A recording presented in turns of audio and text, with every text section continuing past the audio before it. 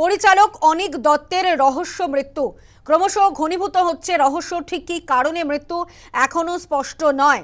Suicide note ইতিমধ্যে উদ্ধার হয়েছে। পরিচালক অনিক দত্তের মৃত্যুকে ঘিরে ঘনীভূত হচ্ছে রহস্য।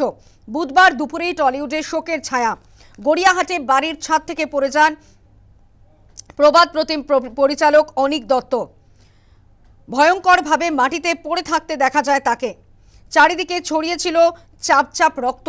এই মুহূর্তে কি জানা যাচ্ছে, কি আপডেট উঠে আসছে, কিভাবে পরিচালকের মৃত্যু হয়েছে?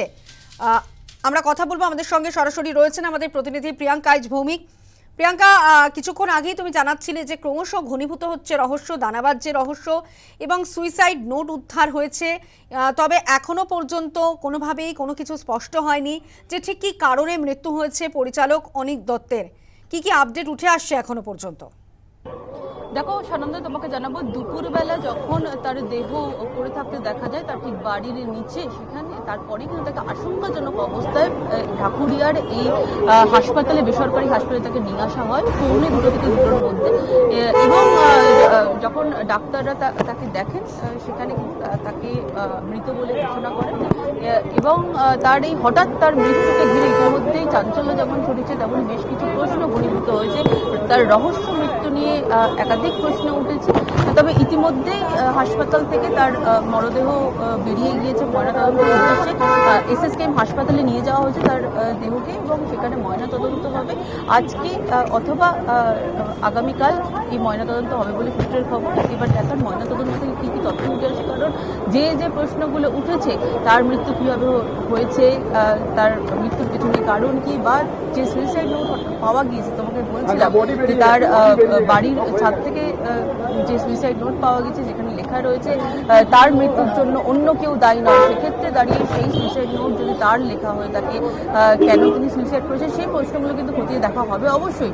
তবে তার মৃত্যু কিভাবে হলো সবটা কিন্তু খতিয়ে দেখা হবে, ময়নাতদন্ত হবে। তবে তার আগে তাকে যখন আশঙ্কাজনক অবস্থায় এই হাসপাতালে নিয়ে আসা হয়, এই হাসপাতালে নিয়ে আসার পরেই কিন্তু দেখা যায় যে তাকে বাঁচিয়ে রাখা সম্ভব হয়নি। তাকে মৃত বলে ঘোষণা করা হয় চিকিৎসকদের তরফ থেকে, এবং তার মরদেহ ইতিমধ্যেই কিন্তু হাসপাতাল থেকে বার করে নিয়ে যাওয়া হয়েছে। এবং সেই মরদেহ কিন্তু ইতিমধ্যেই এসএসকেএম এর উদ্দেশ্যে রওনা দিয়ে দিয়েছে।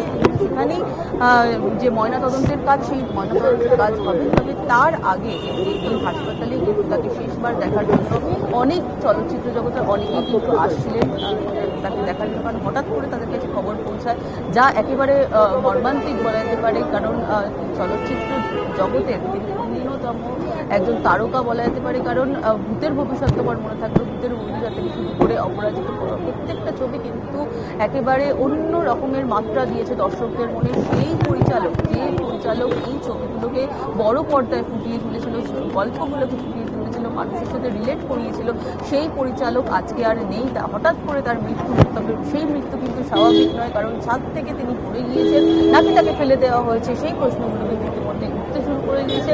কারণ যেভাবে তিনি পড়ে গিয়েছেন, এবং তারপরে দেখেছি সেই ছবি, কারণ যেখানে তিনি পড়েছিলেন চাপ চাপ রক্ত ছিল সেখানে। আর সেই মর্মান্তিক ঘটনার পর তাকে কিন্তু এই হাসপাতালে নিয়ে আসা হয়েছিল, এবং এই হাসপাতালে তাকে যখন আশঙ্কাজনক ইতিমধ্যে সুইসাইড নোট উদ্ধার হয়েছে, এবং সেখানে নাকি লেখা ছিল যে আমার মৃত্যুর জন্য কেউ দায়ী নয়। এবং সেখানেই ঘনীভূত হচ্ছে রহস্য যে পরিচালক নিজেই কি তাকে শেষ করে দিলেন, কিন্তু এখনো সেটা স্পষ্ট নয়। কারণ ইতিমধ্যে বেশ কিছু জল্পনাও সামনে এসেছে যে তাকে কেউ ঠেলে ফেলে দিয়েছে কিনা ছাদ থেকে, এরমভাবে চাপ চাপ রক্ত পড়ে আছে যেখানে তার সুইসাইড নোট মিলেছে, এবং বেশ কিছু তথ্য উঠে আসছে, ঘনীভূত হচ্ছে রহস্য। এবং তুমি যেটা জানাচ্ছিলে যে ভূতের ভবিষ্যৎ একেবারে মাইলস্টোন বলা যেতে পারে তার পরিচালিত সিনেমা, এবং সেই পরিচালকের যে এইভাবে পরিণতি, টলিউডে স্বাভাবিকভাবেই শোকের ছায়া নেমেছে। এবং সেখানে টলিউডের অভিনেতা অভিনেত্রীরা তারাও কিন্তু বলছেন যে এই ঘটনা সত্যি অনভিপ্রেত একটা ঘটনা, এরমভাবে একটা মৃত্যু সেটা কোনোভাবেই তারা মানতে পারছেন না। এই মুহূর্তে তারা কি বলছেন, তাদের কি প্রতিক্রিয়া পাওয়া যাচ্ছে প্রিয়াঙ্কা, এবং ঠিক কী কারণে মৃত্যু এখনো পর্যন্ত কোনো কিছু সম্ভাবনার কথা কি জানা গেল প্রিয়াঙ্কা? দেখো এখনো পর্যন্ত কিন্তু কি কারণে মৃত্যু সেটা খুঁজে বার করার চেষ্টাই চলছে, কারণ যেভাবে তার দেহ হঠাৎ করে পাওয়া গিয়েছে আজকে, সেখানে কিন্তু তারপরেই তার সুইসাইড নোট, সেটাও কিন্তু একবারে চাঞ্চল্যকর তথ্য। কারণ সেই সুইসাইড নোট কেন লিখলেন, তিনি কি তবে অবসাদে ভুগছিলেন, সেই প্রশ্ন কিন্তু উঠছে।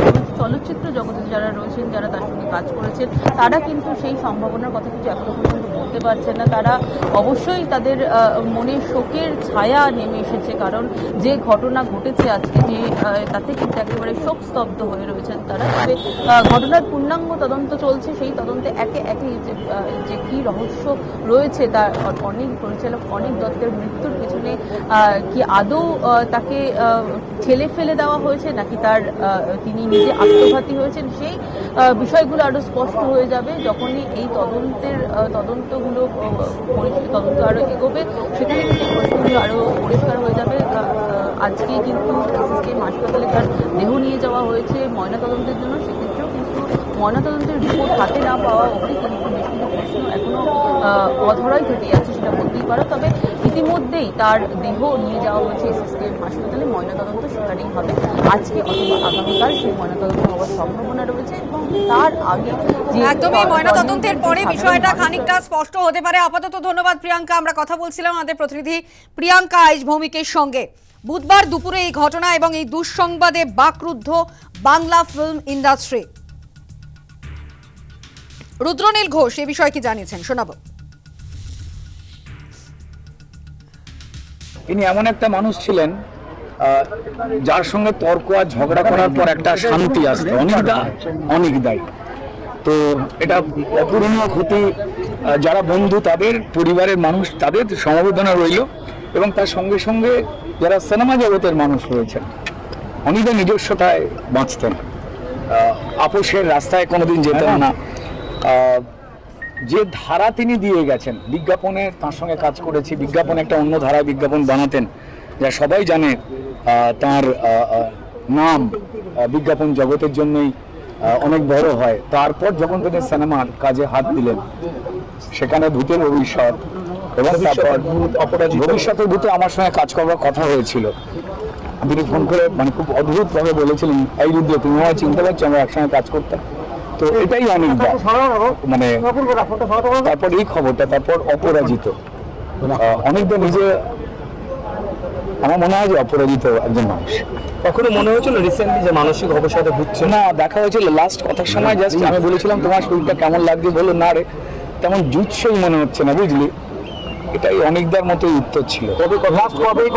লাস্ট মাস দেড়েক আগে একটি প্রিমিয়ারে, দাদা একটু সেই সময়তে মাস দেড়েক দুয়েক আগে একটা প্রিমিয়ারে দেখা হয়েছিল, তখন কথা হয়েছিল। খুব অল্প সময়ের জন্য শরীরটা খারাপ ছিল বলে চলে গেলেন। কিন্তু এই ঘটনা কেন কি, তার সঠিক তদন্তের মধ্যে দিয়ে নিশ্চয়ই উঠে আসবে। তার পরিবারের প্রতি সমবেদনা রইল, এবং আমরা আমাদের বিশ্বাস করতে ইচ্ছা করছে না এই খবরটা। সিপিএম নেতা মোহাম্মদ সেলিম তিনি কি জানিয়েছেন এ প্রসঙ্গে শোনাবো।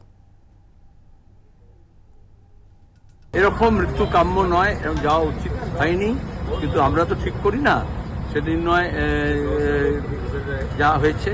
কিন্তু আমি মনে করি আমাদের শিক্ষা, সংস্কৃতি, আমাদের সমাজ, আমাদের চলচ্চিত্র জগৎ ক্ষতিগ্রস্ত হলো। তার সংস্পর্শে যারা এসছে, যারা তার সঙ্গে কাজ করেছে, যাদের হয়ে তিনি কথা বলেছেন, যাদের কথা বলেছেন, এবং তার যারা সিনেমার মাধ্যমে যারা তাকে জেনেছে, তারা আমরা আশা করেছিলাম যে আরও অনেক বেশি ক্রিয়াশীল কর্মজীবন তার থাকবে, অনেক সৃজনশীল কাজ তার কাছ থেকে পাবো, সে আমরা আশাহত হলাম।